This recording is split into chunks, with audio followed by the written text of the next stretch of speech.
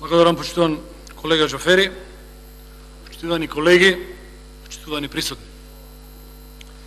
Денес разговараме за предлог програмата за идната влада на Република Македонија. Предлог програма кој што би сакал да ја покажам и кој што на 62 страници текст објаснува што во наредните години треба да очекуваат граѓани на Република Македонија од оваа влада.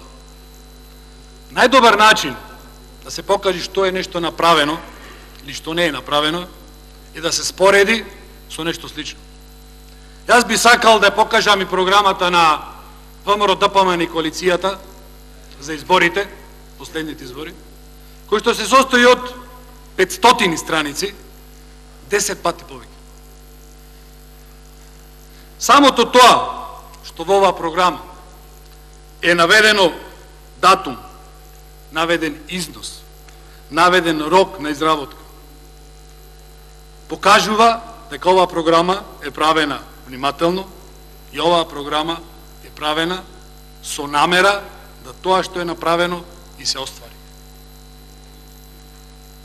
Во програмата, кој што ја добивме од мандаторот господинот Зоран Заев, има нафрлени работи, општи тези, без конкретни рокови. И јас би почнал понатаму со говорот на мандатарот господинот Зоран Заев. Говорот, според мене, беше полн со празни флоскули, поезија, големи зборови и ветувања. Дури обидот да се представи оваа влада како реформска, според мене е очаен обид. Зошто?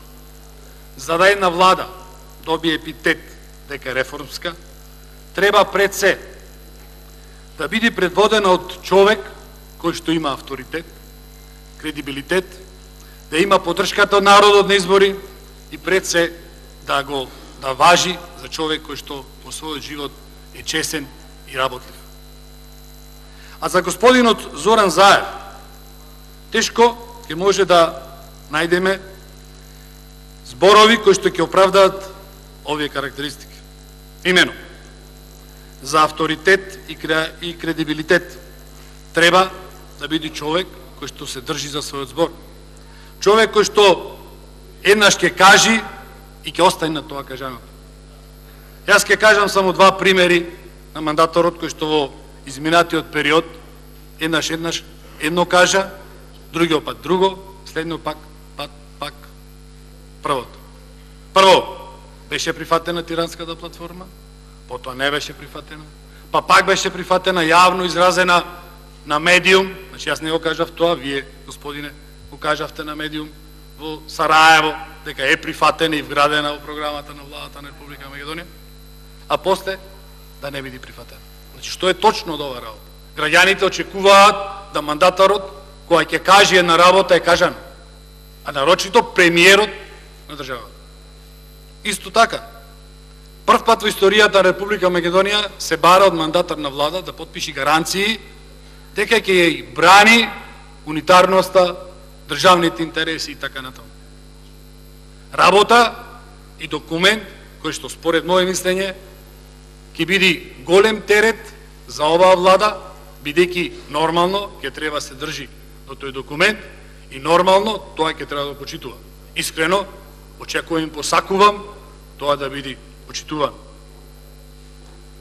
Исто така, кога сме веќе на карактеристиките и доблестите на мандатарот, би сакал да напоменам дека нашиот иден премиер на својата глава има две помилувања. Едното помилување од страна на председателот на Република Македонија за скандалот со фирмата Глобал и второто помилување од испоставата на Социјалдемократскиот сојуз, тоа е специјалното јавно обвинителство за обидот за рушење на државниот поредок во Република Македонија, тоа е за случајот Пуч. Да не го спомнувам и случајот каде што мандатарот барал мито од бизнисмени и за кој што случај се води и судска постапка.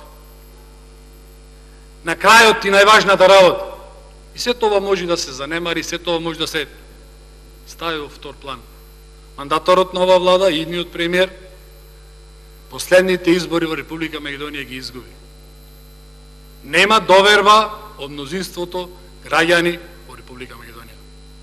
Таа тежина оваа влада ќе мора да ја поднеси и оваа влада ќе мора да докаже дека во наредниот период ќе работи максимално и ќе ги трни овие прашалници кои што на еден начин се наоѓаат во главите на граѓани на Република Македонија. Сега ќе се задржам на некои работи кои што ги кажавте во вашето излагање. Рековте ќе се залагате за развој на економијата. Јас ќе бидам среќен, а не само јас, туку и сите граѓани на Република Македонија, да во вашиот мандат направите барем дел од она што ВМРО-ДПМНЕ не го направи.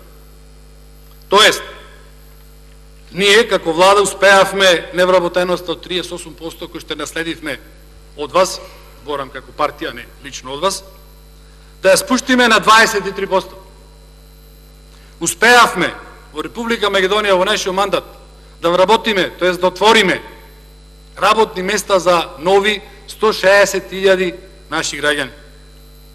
Дел од тоа да го направите, вервам дека ќе бидете успешни.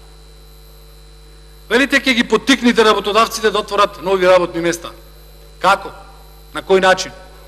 Во оваа програма нема ништо напишано детално како мислите тоа да го направите. За разлика, пак ќе повторам, од ова овде што можете да најдете.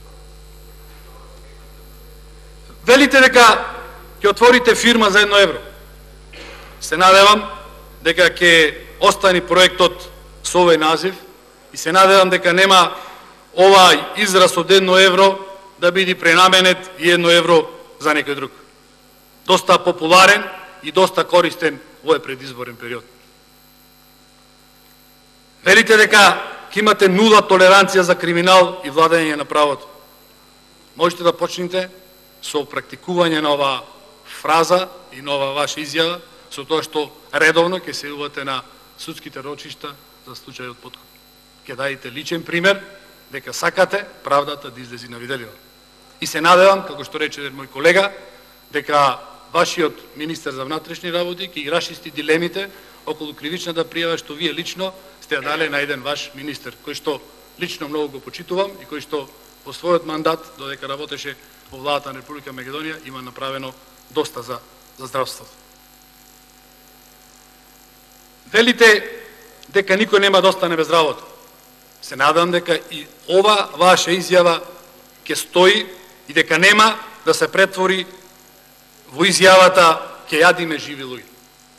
Чисто сакав да потенцирам некои ваши изјави кои што во минатото доста беа експлоатирани и се надевам дека на еден начин ќе бидат разјаснети во наредниот период.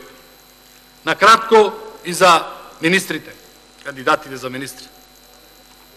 Дел од вашите кандидати за министри имаат импресивна биографија. Дел имаат покажани резултати. За жал, дел од нив имаат смешно, не зборувам за квалитетно што направиле во животот, смешно резиме. Кандидат за министер, погледнете, кандидат за министер на 3 страници. Кандидат за министер. Да не бираме председател на куќен совет. Или слично. Малку повеќе истото 5 реченици, меѓутоа со поголем проред. Или биографијата на вашиот кандидат за министер Дамјан Манчевски. Пола од биографијата се партиски функции кои што ги работат. Избираме министер во Социјалдемократскиот сојуз, секретар, или избираме министер во владата на Република Македонија, кој што треба да ги застапува интересите на сите граѓани на Република Македонија. Пола од резимето на Дамјан Манчевски е избран за подпредседател на Централниот одбор, член на Централниот одбор, подпредседател на Младината, комисија и така натаму. Ќе ве молам, се работи за влада на Република Македонија и ќе ве молам малку поозбилен пристап кон решавање на проблемите на граѓаните. И на крајот, мандатот ќе помини, се надевам дека ќе имате доблест и дека ќе имате некој ваков документ кој што ќе го видиме што сте направили. Благодарам, колега.